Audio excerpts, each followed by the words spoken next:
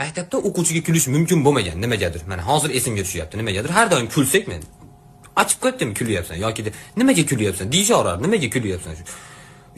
O'tiribmizmi? Nimaga kulyapsan sen? Prosta. Yeseningni sharpasi qitilayapti meni. Ustoz men qayerdan bilaman? Kulgili narsa eshitganim uchun kulayotgandirman. Ustoz sal o'ylaychi. Chiq ayt ber bizga ham. Kulaylik biz ham. Eshitaylik bira. Bo'ldi mana. Mana kecha 2-soat hojatxonaga ulgurmay qolgan ekan. Eng qizig'i bu 5-soatda biz bilan birga ketgan uyga. Davomini ham aytaymiz. Nimasi kulgili shuni? Qarang, men jinniman u. Bo'ldi, 2 qo'ying unda menga.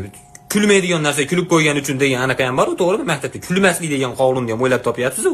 Davay 2 qo'ying. Erta ota-onamni chaqirib bo'ldi уже. Meni kulgushunosga ko'rsatishib yuborsin. Kech qolib yursangiz darsga devorga qarab qo'yadi. Dars oxirida o'zingga xulosa chiqardingmi? Devorga qarab qanaqa xulosa chiqaraman? Devorga qarab chiqardim. Keyin safar kech qolsam kirmayman darsga. Shu xulosa.